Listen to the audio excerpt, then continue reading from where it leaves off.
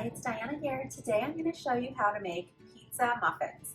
These can be a great snack for any party that you're having. You can make them mini to be an appetizer, or you can make them into regular sized muffins and serve them as part of a meal. So you can download the recipe attached to this video and follow right along as we go. So I'm going to start with 2 eggs in my mixing bowl.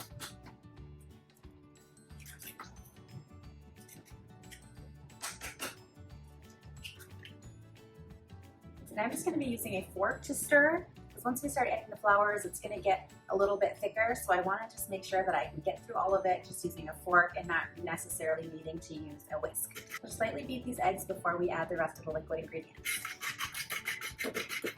The recipe calls for 1 cup of grated vegetable or vegetable puree. So here you have several options. You can use pureed pumpkin, you can use pureed squash, grated carrots, grated zucchini, kind of whatever you have is going to work in this recipe. It's super versatile. So today I happen to have some canned pumpkin because I'm making something else with pumpkin. So I'm just going to use a cup of this canned pumpkin as well. Normally it's super easy for me to just add in a cup of grated zucchini or a cup of grated carrots as well. So I'm actually just going to use my 1/2 cup measure here because I'm going to need my 1 cup measuring cup to measure out the flour, and I don't want to have pumpkin in there before I measure out the flour because that's just going to be a big mess. So I'm starting to think ahead about what I can use here to make the rest of my recipe easier. So I'm going to do 2 1/2 cups of this pumpkin.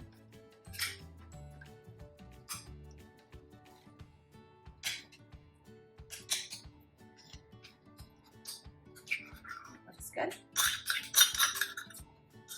Now, why are we adding pureed and grated vegetables to this recipe? 1, it's going to add a ton of vitamins and minerals.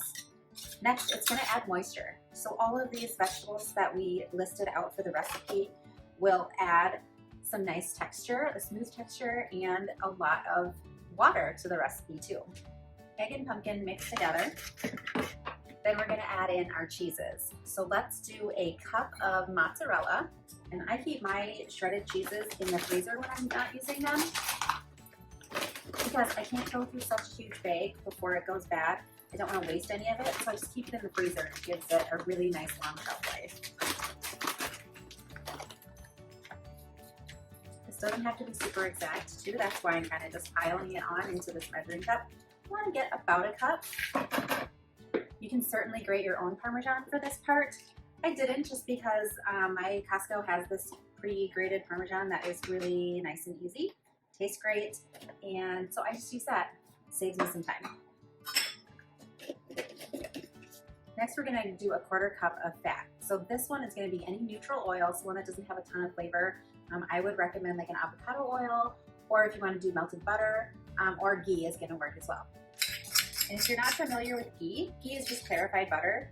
So if you think of like a normal stick of butter that you would pull out from your fridge, it's just that's been melted down, separated, and then it has slightly solidified again. So it's just separated butter. So I'm going to give those a stir. Then I'm going to dice some pepperoni to add to this. You can completely skip the pepperoni. It does not have to go into this recipe, but I like it just because it adds another pop of flavor. It's kind of hard to tell exactly what a 1/4 cup is before you cut them. So I'm just going to take a small stack and I'm going to dice them up. So if I'm going from something like this, I'm just going to stack them up. I'm going to use my claw method, so practice my knife safety skills here. I'm just going to do strong stroke down and forward to cut these into strips. And then I'm just going to give it a 1/4 turn, cut the other way, and get this pepperoni into a dice. So you want each one to look like a little square.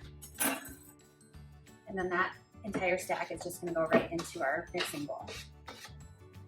Okay, this is looking a little bit crazy, but hang with it, it's all going to work out in the end. I'm going to add 2 cups of flour here. And just in case you haven't done the lesson on measurements yet, I'm going to show you how to measure out flour. So this flour has been pre-sifted. I'm just going to scoop into my measuring cup, and I don't want to shake it or pat it down.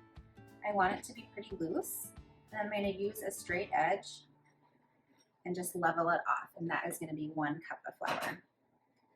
And then we'll go back for our second.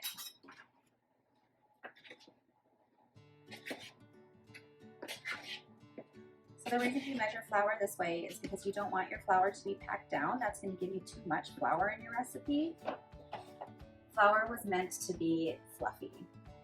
You will also see flour sometimes in recipes as a measurement, a weight. And if you have a kitchen scale, that is going to be great. If not, go check out that measurements lesson, and it's going to give you some conversions on what volume matches the weight of things like flour and sugar. Next, we want to come in with 1 teaspoon of baking powder. 1 teaspoon of baking powder, ½ teaspoon of baking soda, 2 teaspoons of pizza seasoning or oregano, and ½ teaspoon of salt. So we're just going to mix this just enough to get it incorporated. I don't want to mix it up too much because I don't want to develop that gluten and make it a tough muffin. And now is when I want to add my milk to loosen it up. And the reason I do this at the end is because the recipe calls for 1.5 cups, but sometimes your vegetables have different amount of liquid in it. Your flour is a little bit drier or wetter depending on the humidity and the time of year.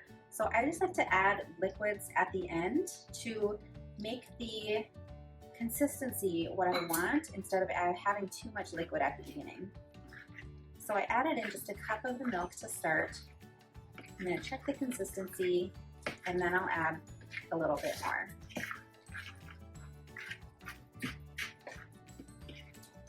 So here's where we're at with 1 cup. It's too thick, so I am going to add that extra ½ cup.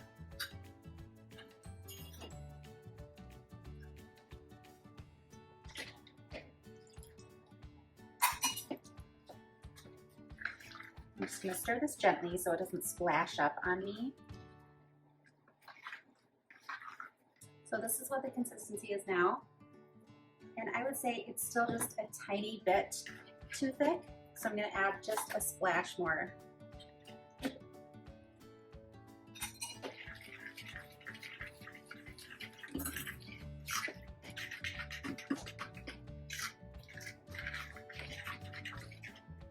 And that should do it. I think it looks really nice right now. You can see that consistency. So it's not runny, but it's not so firm that it just stays on the fork. Now we're ready to scoop it into our muffin pan. I'm using a silicone muffin pan. If you have one of these, you don't need to grease it or anything. The muffins will release just fine without any preparation. But if you have a standard metal muffin tin, then you need to use cake liners with it so the muffins will release from the pan. The other tool I'm going to use is an ice cream scooper with a release handle. This is going to be key to making an easy transfer from the bowl to the muffin tin.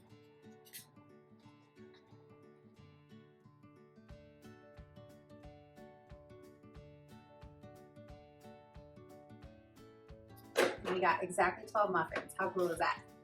And when I use my silicone muffin tin, I always put it on a baking sheet. And that is because this muffin pan is really flexible and it does just bend when you pick up one side. So in order to make it easier just to transport around into the oven and out of the oven without causing a hazard, I just put it on a cookie sheet. These are going to go into the oven at 375 for about 18 minutes. I'll check them and see if a toothpick comes out clean. If not, I'll leave them in for a couple extra minutes. Timer just rang on our muffins, so I'm going to check how done they are. And what I want to do is use a toothpick to just poke in the center of one of them, and then we'll see if it comes out clean. That means it's cooked. And if it comes out with batter on it, that means it's not quite ready yet. So as I pull this toothpick out, there's still batter on it, so I'm going to let these keep cooking. Let's check out one of our muffins. These smell so good, I can't wait any longer to try one.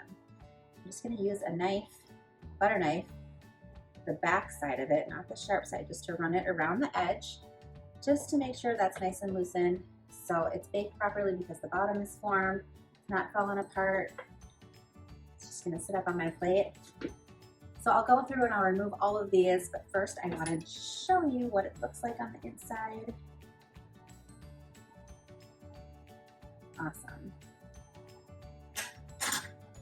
So it's baked. It looks a little wet just because the cheese that's melted in there, so that's totally fine. You can see little bits of our pepperoni.